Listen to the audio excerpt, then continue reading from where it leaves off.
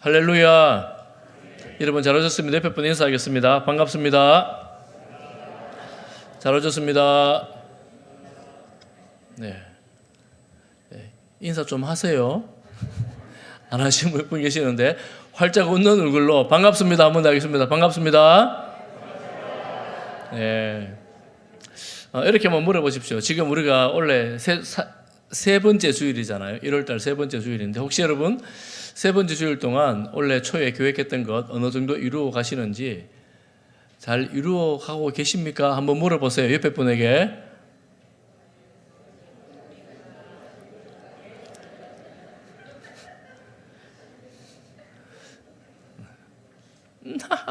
저기 꼬시는 분도 계신데 제가 물어보는 이유는 지금 3주차 좀 지나면 아이고 안 되겠다 이런 분도 계시고 내년에 다시 하지 뭐 이런 분도 계시잖아요. 여러분 아직 늦지 않았습니다. 여러분 꼭 마음을 다시 먹고 여러분 신앙의 노력들 또 인생에 필요한 지혜들을 가지고 잘 이루어 나갈 수 있기를 바랍니다. 오늘 소그룹 모임 가면 또 물어볼 거거든요. 여러분 잘 생각하셔야 돼요. 오늘의 계획은 무엇입니까? 여러분 잘 생각해 보시고 다시 시작한다는 마음으로 함께 나누고 함께 다시 한번 결단하면 좋겠습니다. 오늘 우리가 지금 마태복음을 이제 보고 있지 않습니까? 마태복음은 예수님에 관한 말씀입니다. 전체가 다 예수님 이야기입니다. 예수님이 어떤 분이신가를 봅니다.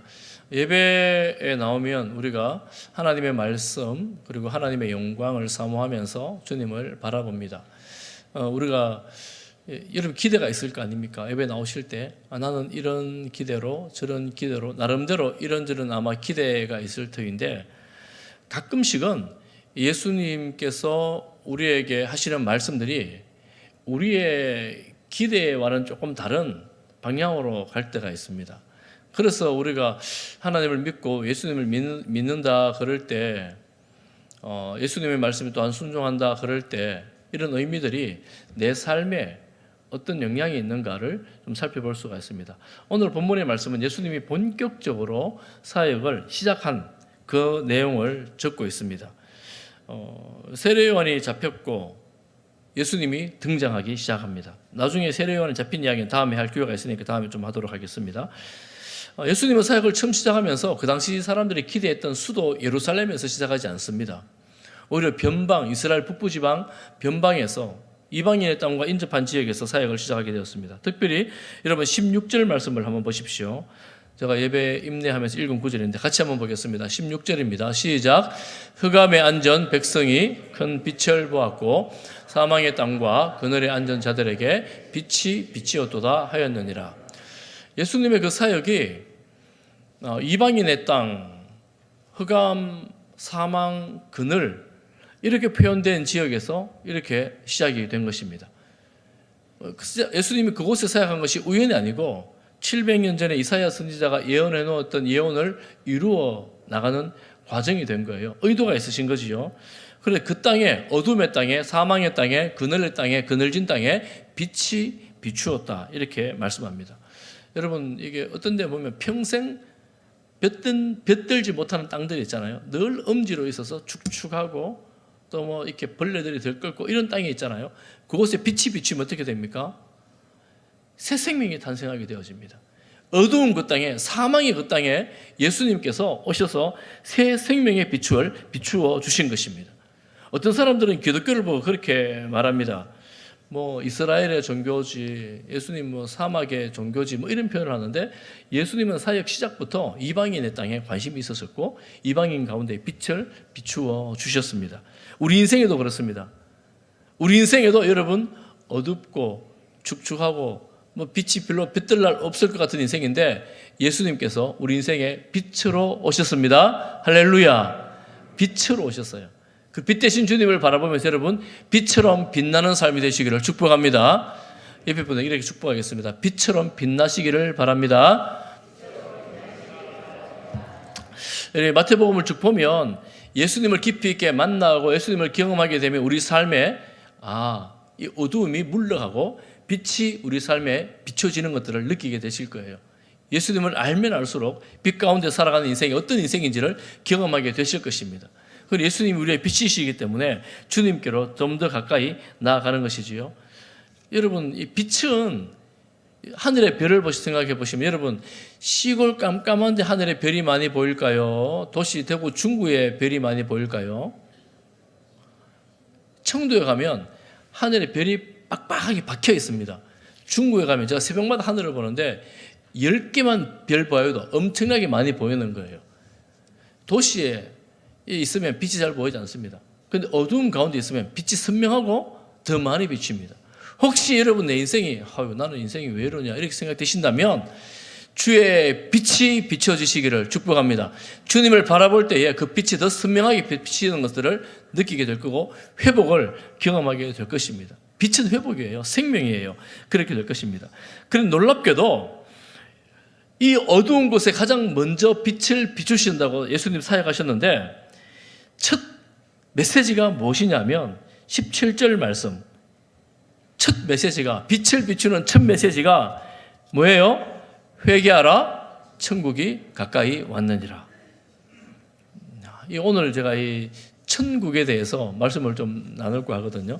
그래서 약간 어떻게 생각하면 어렵기도 하고 약간 지루하기도 할 텐데 여러분 생각하면서 말씀 한번 들어보십시오. 나는 천국의 백성인가? 라는 사실을 염두에 두고 이 천국을 내가 누려야 될 텐데 이런 마음으로 말씀 들으시기 바랍니다. 예수님께서 빛으로 오셨는데 회개하라, 천국이 가까이 왔다. 예수님이 외치셨기 때문에 예수님이 천국의 주인으로 이 땅에 오신 거예요. 천국의 왕으로 오신 것입니다. 왕이라는 게 왜 왕이라는 표현을 쓰냐면 이 나라라는 말, 천국의 국은 나라잖아요. 천은 하늘이니까 하늘나라를 말합니다. 하늘나라. 성경의 천국은 하늘나라, 하나님 나라, 천국 이런 식으로 다양하게 표현을 하고 있습니다. 그런데 나라라는 말의 원어로는 바실레이아 이렇게 말합니다. 바실레이아. 바실레이아라는 말은 통치권을 말합니다. 통치권. 그러니 하늘의 통치권이 임했다. 이 마태복음의 저자 마태는 하나님 나라라고 하지 않고 하늘나라, 하나님을 대신해서 하늘이라는 표현을 썼어요. 하나님의 통치가 임했다. 이런 표현으로 천국입니다. 하나님 나라입니다. 그러면 통치가 임했다는 건 뭐냐? 그 통치가 시작됐다는 것은 하나님의 나라가 시작되었다. 이런 의미입니다. 그래서 나라라는 말을 살펴보면 나라는 3가지 혹은 4가지 정도의 구성 요건이 있는데 첫 번째 나라는 주권이 있어요. 나라는 주권이 있어야 돼요. 민주주의는 주권이 누구에게 있습니까? 국민에게 있습니다. 시민들에게 주권이 있는 나라입니다. 왕정 국가에는 주권을 누가 가져요? 왕이 가집니다. 왕이 가져요. 하나님의 나라의 주권은 누가 가지겠습니까? 하나님이 가지십니다. 주권이 하나님께 있는 나라가 바로 하나님의 나라예요. 또 나라에는 영토가 있습니다. 땅이 있잖아요. 국경성. 대한민국은 한반도가 국경선을 갖고 있습니다. 그러니 하나님 나라에도 이 국경선이 있어야 되는데 국경선이 없는 영토, 통치가 이루어지는 그 영역이 바로 하나님 나라가 되는 거예요. 국경선이 없어요. 그럼 통치가 이루어지는 영역을 어떻게 알 수 있을까요? 하나님의 통치를 받는 그 사람이 살아가는 그 자리가 하나님의 나라가 임하여지는 나라가 되는 거예요. 예를 들면 여러분 모두가 하나님의 통치를 받고 있으면 그 자리가 하나님의 나라가 되어지는 거예요. 신실하게 통치를 가장 잘 받는 자리가 어디겠습니까? 여러분 모두는 하나님을 믿고 예수님을 믿는 사람들이니까 교회가 되겠죠. 예배당이 되겠죠. 이 자리 나는 하나님의 통치를 받겠습니다. 작정하고 들어온 여러분들이 있는 이 자리는 이 땅에 있는 하나님 나라의 작은 모형이 됩니다. 인간적인 연약함이나 결핍이 있음에도 불구하고 이 예배당은 하나님 나라의 작은 모형이 되어지죠. 전부는 아니지만 이미 모형이 되어집니다. 그리고 또 하나님 나라에 백성이 있습니다. 주권, 영토, 백성이 있어요. 백성은 누구겠어요? 그러면 하나님의 뜻대로 살겠습니다. 하나님의 통치를 받겠습니다라고 작정한 사람들이 하나님 나라의 백성입니다. 그러면 하나님의 뜻은 무엇을 통해 이루어집니까? 알 수 있습니까?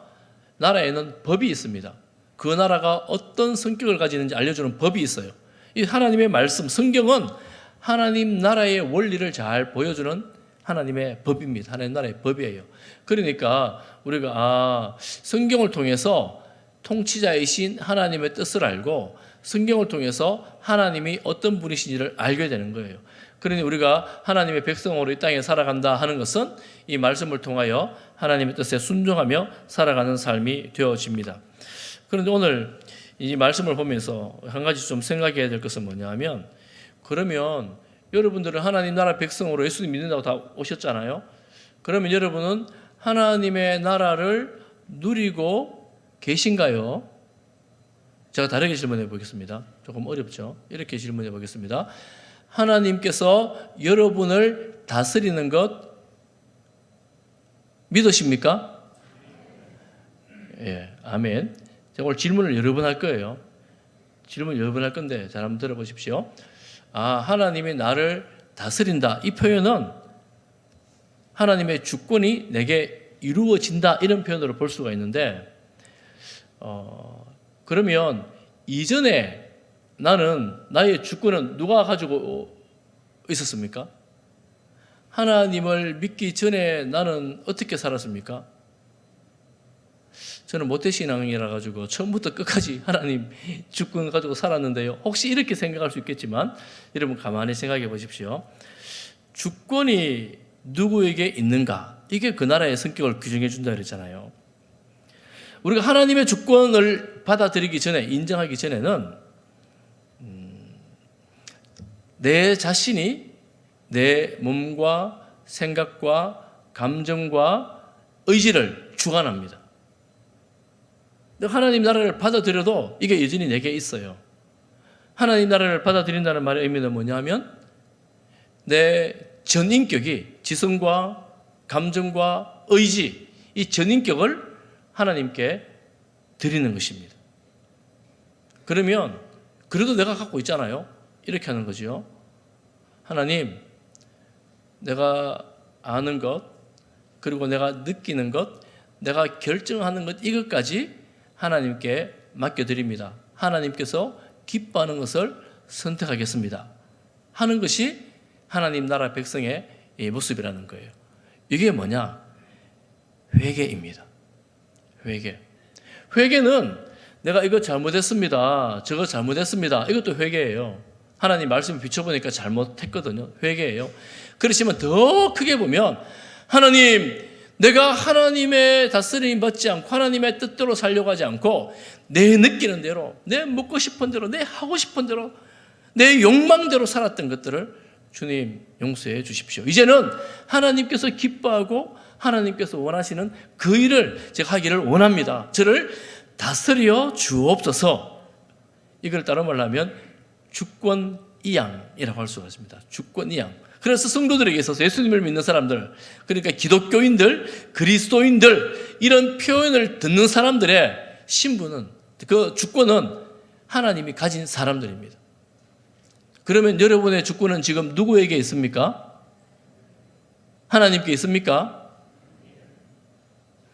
하나님에 있는, 하나님께 여러분 주권을 두고 살아갈 수 있기를 축복합니다. 전인격, 지성과 감정과 의지까지 하나님 기뻐하시는 그 일을 내가 선택하고 내가 따르겠습니다. 예수님의 사역은 이렇게 시작이 되었습니다. 천국이 가까이 왔다. 하나님 나라가 시작이 되었다. 이렇게 선포를 하고 계십니다. 그러면 하나님의 통치를 받는다면 우리는 내 삶에 영향력을 가장 많이 미치고 있는 것이 하나님이 되어야 되죠. 통치를 그분에게 받으면. 지금 여러분의 삶에 또 다시 한 가지 질문해 보겠습니다. 가장 큰 영향력을 미치고 있는 것은 무엇입니까? 하나님이 가장 큰 영향력을 미치죠.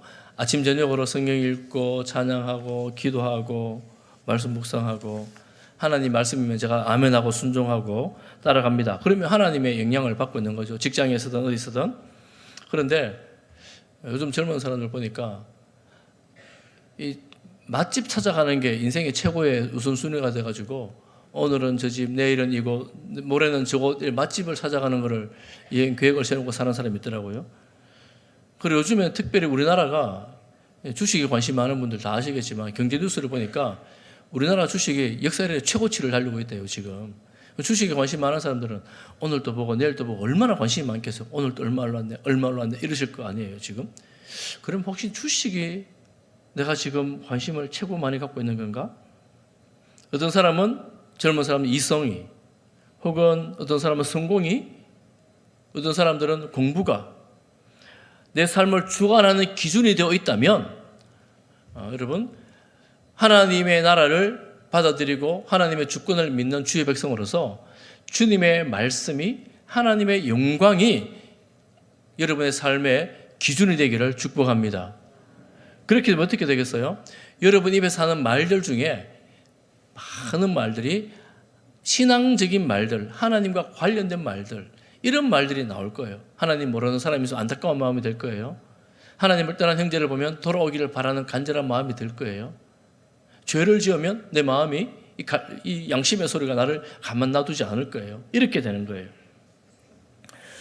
이렇게 하나님의 통치 아래 살아가는 사람들이 그리스도인, 기독교인, 교회 다니는 성도가 되는 것입니다. 저는 우리 교회 모든 성도님들이 이런 믿음으로, 이런 성숙함으로 더 나가기를 주님의 이름으로 축복합니다. 그리고 예수님은 이 하나님 나라를 세워갈 때 홀로 사역을 하지 않으셨어요. 동역자들을 부르십니다. 그 가운데 우리가 동역자들이 많이 있는데 오늘 본문에 보면 4명의 동역자가 나옵니다. 두 형제가 나오는데 18절에 보니까 두 형제 곧 베드로를 하는 시몬과 그 형제 안드레, 그리고 쭉 밑에 내려가서 21절에 보면 세베대의 아들 야고보와 그의 형제 요한이 등장합니다. 갈릴리 바닷가에서 어부들이었습니다. 그리고 지금 그물을 던지고 있었어요.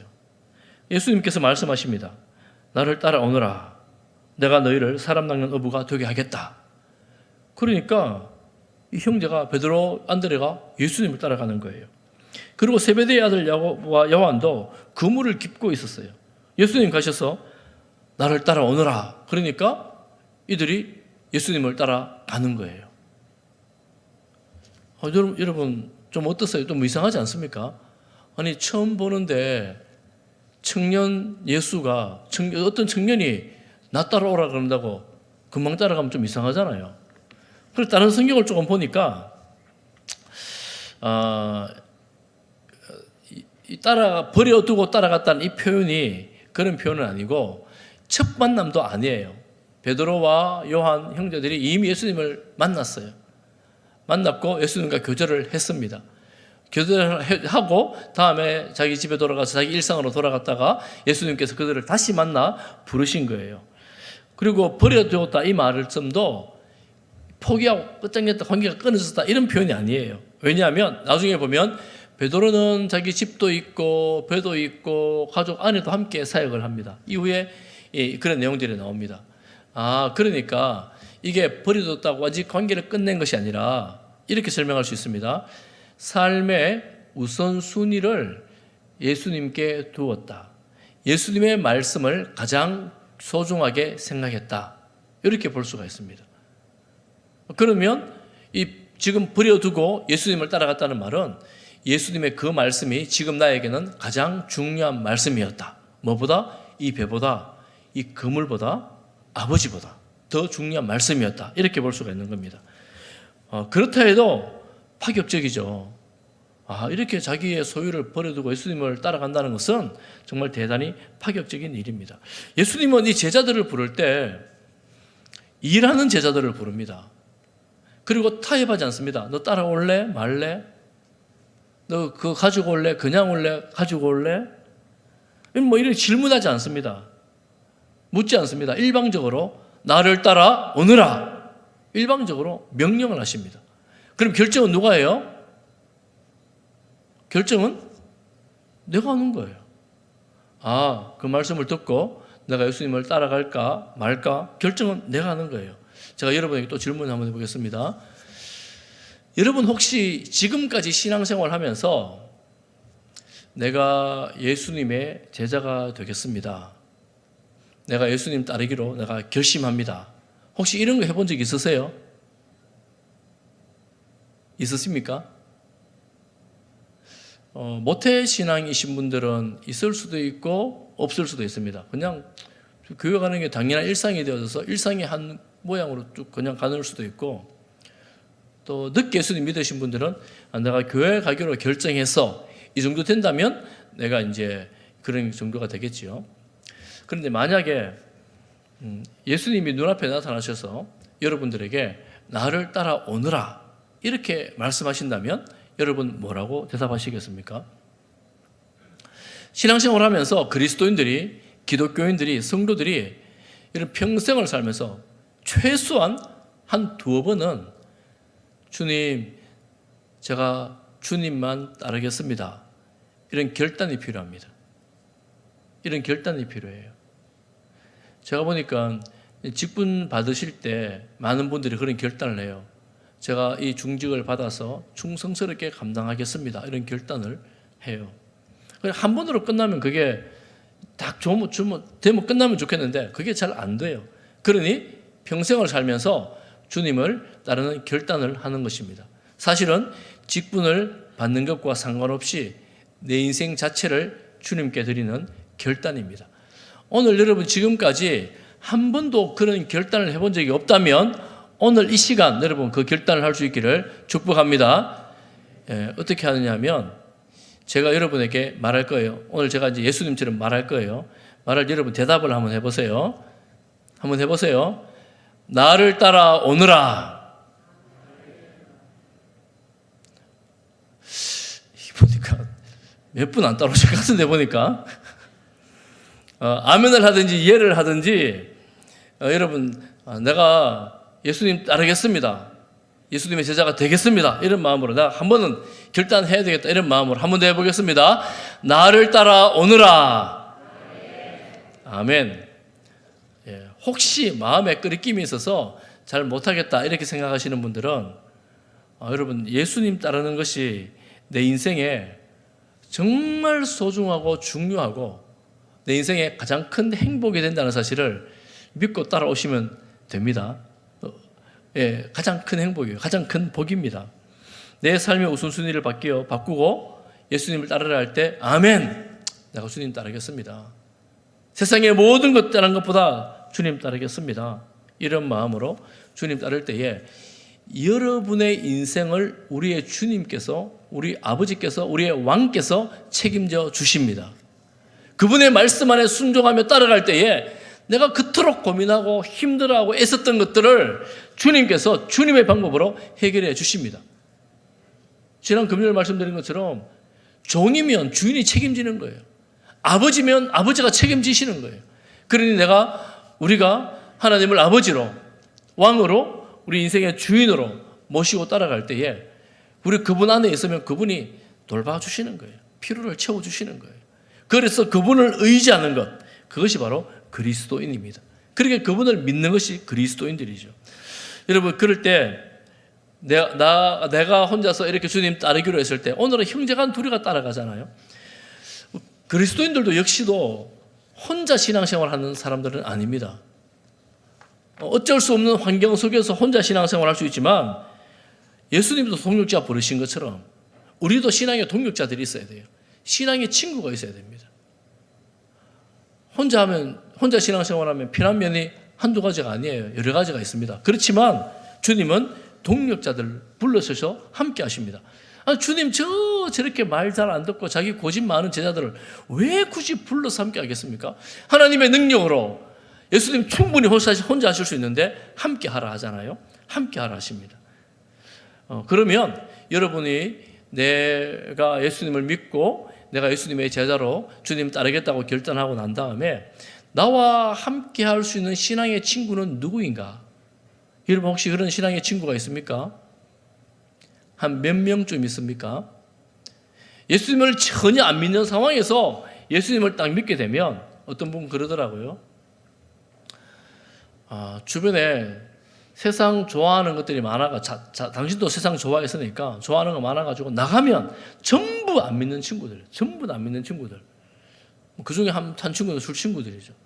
그런데 예수님을 믿고 난 다음에는 내가 주님을 따르기로 결단하고 난 다음에는 이 주변의 친구들이 변하기 시작하는 거예요. 예수님을 전혀 모르는 사람들, 하나님하고 모르는 사람들하고 있을 때는 내 말이나 내 태도나 내 행동이 그들에게 휩쓸려가지고 내가 성도인지 아닌지도 잘 모르는데 예수님을 따르기로 결단하고 난 다음에는 그들 친구가 정리가 되어지고 믿음 안에서 신앙으로 살아가다 보니까 신앙의 친구들이 생겨나고 비전도 바뀌어지고 삶의 태도도 바뀌어지고 변화되어지면서 믿음의 동역자들, 믿음의 친구가 생겨나기를 시작하는 거예요. 실제로 그런 분이 저희 교회도 있습니다. 그러니까 우리가 예수님을 믿고 따른다라는 이 말씀은 나 혼자서 뭔가 주님 안에서 고전분투하는 인생이 아니라 믿음으로 함께 동역자들과 함께 신앙생활하는 사람들, 한 곳을 지향하며 바라보며 나아가는 사람들이 되는 것입니다. 그런 의미에서 여러분은 믿음의 친구들이 얼마나 있는지를 한번 돌아보면 좋겠어요. 여러분 우리 교회 모든 성도들이 믿음의 친구가 되면 좋겠어요. 여러분 소그룹들이 전도회 분들이 믿음의 친구가 되기를 바랍니다.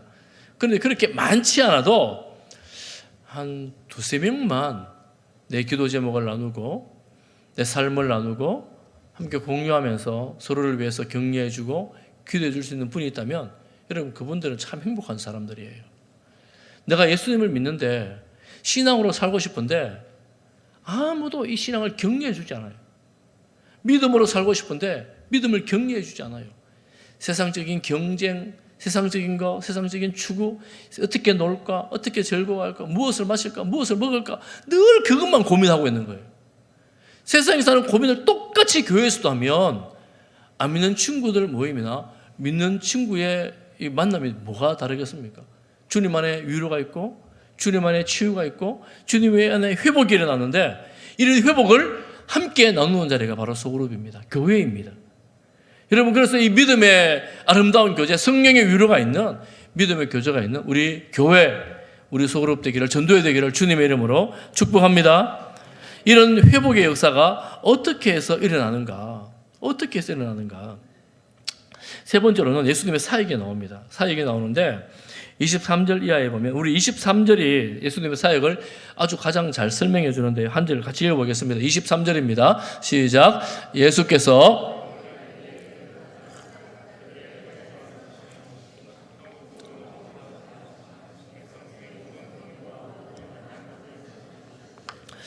예수님의 사역 세 가지가 나옵니다. 한 가지는 회당에서 가르치십니다. 가르침의 내용이 이제 5장부터 본격적으로 등장하기 시작하는데 율법을 재해석하시고 다시 가르쳐 주십니다. 교육을 하시는 거예요. 그리고 천국 복음을 선포하십니다. 이게 왜 선포하시느냐 하면 천국은 아무도 잘 몰라요. 천국에서 오신 예수님이 가장 잘 아시니까 이 천국에서 계속해서 선포하십니다. 설교를 하십니다. 그리고 마음의 병, 육신의 질병을 고쳐주십니다. 치료하십니다. 교사로서 그리고 설교자로서 의사로서의 사역을 하게 되었습니다. 그런데 수많은 사람들이 예수님에게로 모여들었어요. 예수님 초기부터 이런 사역을 하시니까 이 이스라엘 전역에서 요단강 건너편 이방인의 땅까지도 예수님에게로 몰려들었습니다. 그러면 우리가 예수님의 사역을 이해할 때 어떻게 이해해야 되는가? 예수님은 가르치는 분, 교사시지, 설교하는 분, 설교하시는 분이지, 치유하시는 분이지. 그래, 예수님, 제가 예수님에게 배우겠습니다. 그리고 예수님의 말씀을 듣겠습니다. 그리고 예수님 치료해 주십시오. 고쳐 주십시오. 이렇게 할 수 있죠, 우리가. 이렇게 할 수 있는데, 이 신앙생활이 우리의 일반적인 참 신앙생활의 모습이라면 한 가지 더 주의해야 될 것이 있습니다. 그것은 뭐냐면, 예수님께서 우리에게 가르치실 때, 설교하시고 말씀을 선포하실 때, 천국을 선포하실 때, 치유하실 때 왕권을 가지고 하시는 거예요. 내가 너의 왕이다라고 왕권을 가지고 가르치시는 거예요. 왕권을 가지고 천국을 선포해 보여주시는 것입니다. 왕권을 가지고 치유를 하시는 거예요.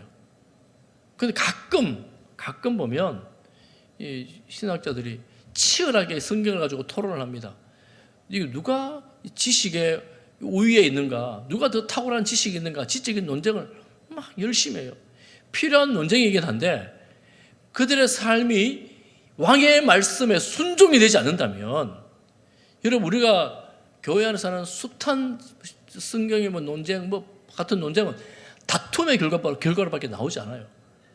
여러분 이게 무슨 하나님 나라의 교육이 되며 다스림이 되겠습니까? 하나님의 다스림이 되겠습니까? 천국의 선포가 있는데 하나님 나라 천국을 보여주시면 우리가 어떤 마음을 가져야 되겠어요? 야, 정말 천국이 소망되고 그 나라를 이루고 싶고 그 나라가 사모되어지고 그 나라를 바라봐야 되는데 천국이 소망이 안 되고 천국이 있나 없나 혹은 천국이 어떤 곳이다라고 계속 말만 하고 있는 거예요. 하나님 나라는 말에 있지 않거든요. 우리 삶에 경험되어지는 것이거든요. 그러니 하나님 말씀을 들을 때, 주님 말씀을 들을 때 우리가 마태복음 말씀을 쭉 보면서 그 땅에 임한 실제로서의 천국, 예수님이 그곳에 계셨기 때문에, 왕으로 계셨기 때문에 실제로 임한 천국, 그래서 예수님의 말씀을 듣는 사람들이 기쁘고 즐거워하고 어떤 사람들은 싸워 예수님과 다툼이 일어납니다. 예수님을 죽이려고 합니다. 왜냐하면 천국에 대적하는 세력들이 있거든요. 또 치유가 일어나요. 치유는, 복음서의 치유는 하나님 나라의 왕이 여기 있다라는 것을 보여주는, 굉장히 현세에 있다는 것을 보여주는 상징적인, 굉장히 실제적인 기적입니다. 현재성을 보여주는 것입니다.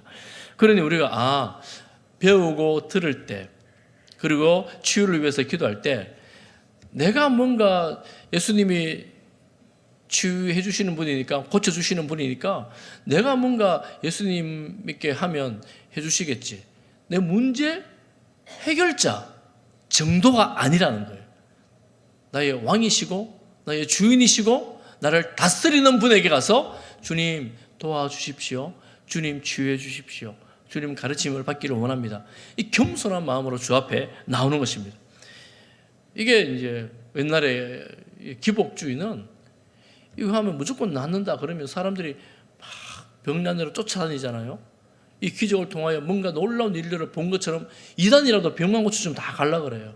이게 이제 기복주의가 되는 것입니다. 그러니까 기독교는 하나님이 하시는데 하나님 고쳐주시는데 우리의 왕으로서 우리를 불쌍히 여겨 있어서 하시는 거예요.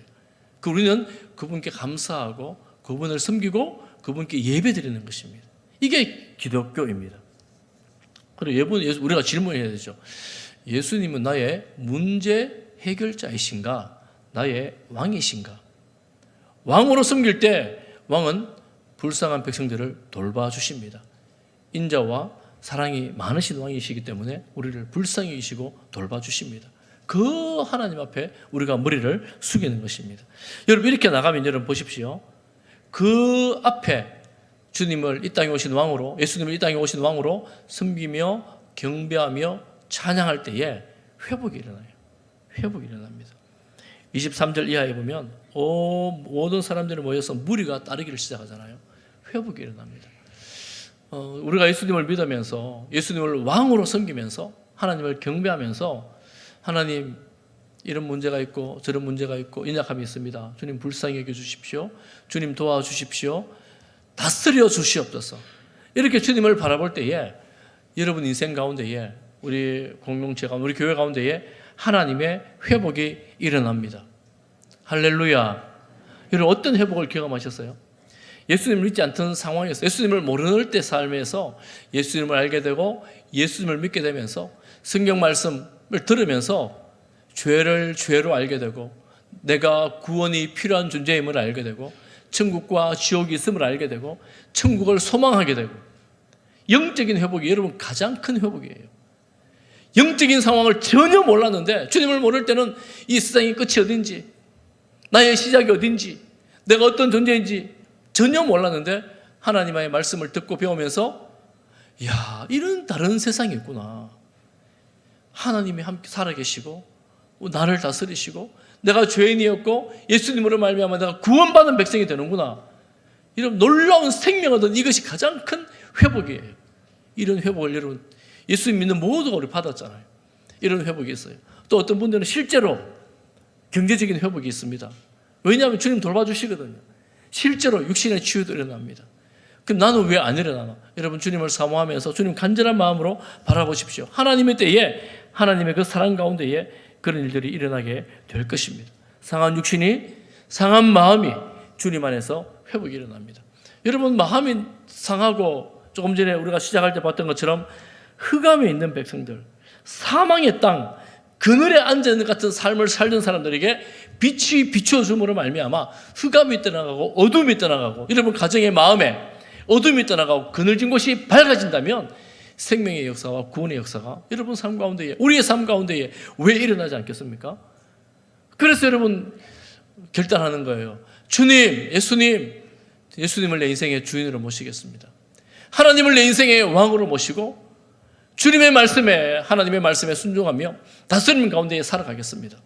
결단하며 살아가는 것입니다.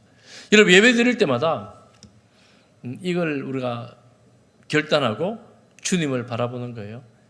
예배 드릴 때마다 내 마음이 세상이 얼마만치 빼앗겼나, 내 마음이 세상 근심 때문에, 걱정 때문에 얼마만큼 참 힘들어하고 있는가. 그런데 주님 앞에서 돌아오면서 그렇지, 예수님이 내 인생의 주인이지, 이 모든 갈등, 고통 예수님 안에 있어야지, 예수님이 해결해 주시지, 그래 예수님 안에서 평안을 누리게 되지, 이런 마음을, 이런 회복을 경험하게 되는 것입니다. 여러분 예배 드릴 때마다 이 회복의 역사가 충만하시기를 주님의 이름으로 축복합니다.